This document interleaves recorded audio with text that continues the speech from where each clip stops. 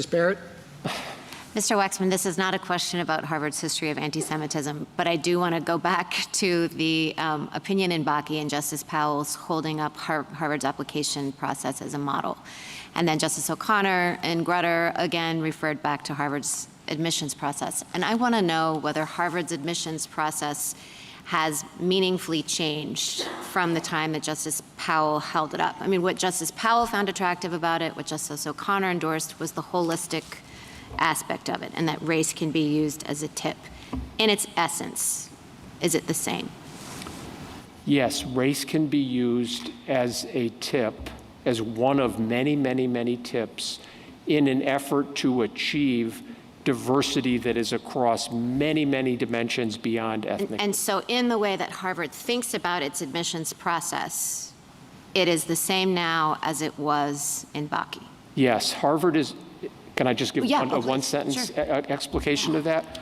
What the Harvard Admissions Committee is attempting to do, with the benefit, the luxury of a pool of applicants that is supremely qualified, is to bring together a class of 1,600 matriculants who are best, in the judgment of the admissions committee and the faculty that oversees it, are best able to learn from and teach each other as an organic whole.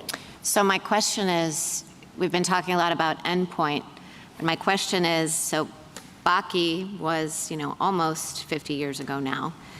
If Harvard's admissions process is essentially the same in the way that it accounts for race and thinking about endpoints, and I recognize and you describe some of the things that Harvard is doing to try to recruit more minority applicants, but why are we to think that there will be an endpoint? And Grutter's pretty insistent. I mean, Grutter says the requirement that all race-conscious admissions programs have a termination point.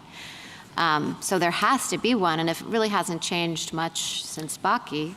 So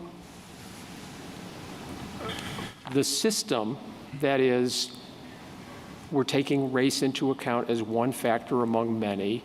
Obviously, the extent to which race qua race is a factor is dependent on the extent to which so-called race-neutral alternatives have already helped Harvard to matriculate a class that is diverse along this dimension and others. And Harvard does track its progress in this regard and accommodate the admissions process. For example, in terms of where we are, when will we get there?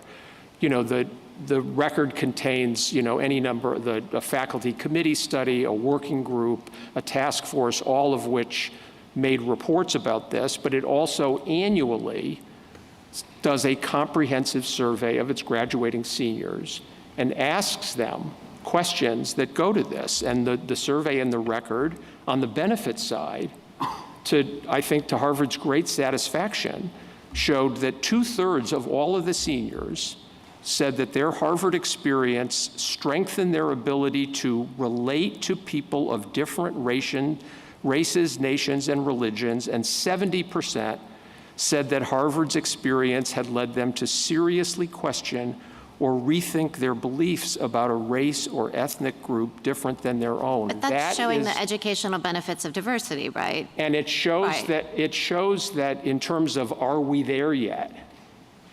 We're not going to achieve 100%. Honestly, 70% is pretty darn good.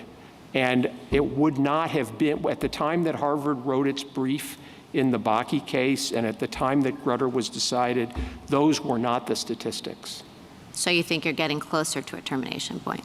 We are very definitely getting closer to a termination point, both in terms of engineering race-neutral alternatives, but also achieving a class that is diverse across religious, viewpoint, racial, ethnic, academic, political.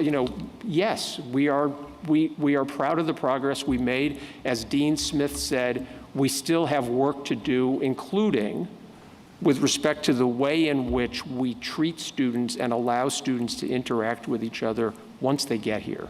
Okay, thank you.